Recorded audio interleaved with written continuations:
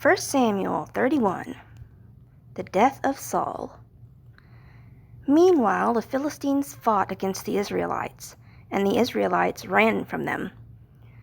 There were many dead bodies that fell at Mount Gilboa. The Philistines fought hard against Saul and his sons. They killed Jonathan, Abinadab, and Malchishua. The battle grew even more intense around Saul. The archers closed in on Saul and wounded him with many arrows. Saul told the boy who carried his armor, "Take your sword and kill me, or else these foreigners will do it and torment me as well." But Saul's helper was afraid and refused to kill him. So Saul took out his own sword and fell on it. When the helper saw that Saul was dead, he took out his own sword, fell on it, and died there with Saul. So Saul, his 3 sons, and the boy who carried his armor all died together that day.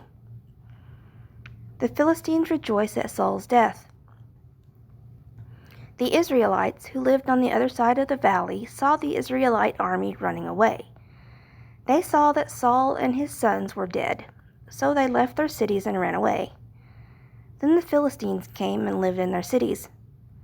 The next day the Philistines went back to take the things from the dead bodies. They found Saul and his 3 sons dead on Mount Gilboa. The Philistines cut off Saul's head and took all his armor. They carried the news to the Philistines and to all the temples of their idols. They put Saul's armor in the temple of Ashtoreth. The Philistines also hung Saul's body on the wall of Bethshan. The people living in Jabesh Gilead heard what the Philistines did to Saul.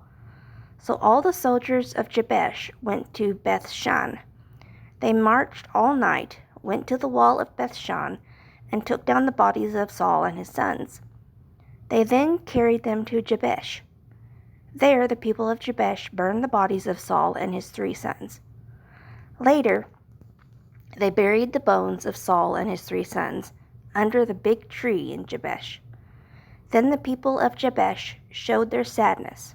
They did not eat for 7 days.